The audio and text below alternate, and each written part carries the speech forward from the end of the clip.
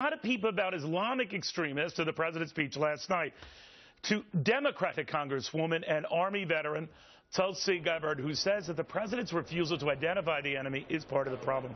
Congresswoman, very good to have you. I know you always stress this is not about politics with you. You support the president on most issues.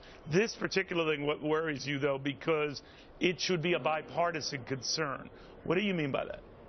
Well, I think this is a bipartisan concern. It's a bipartisan concern for all of us to make sure that we keep the American people safe.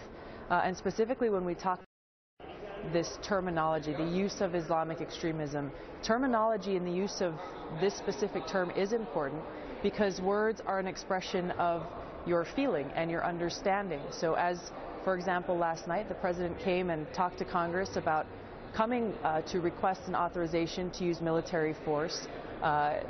By his not using this term Islamic extremism and clearly identifying our enemy, it raised a whole host of questions in exactly what Congress will be authorizing.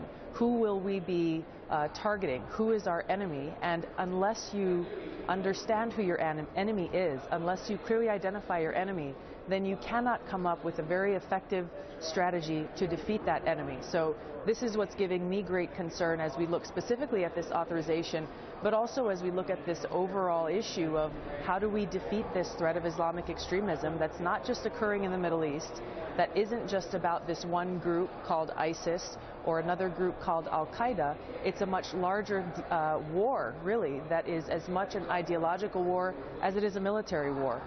Do you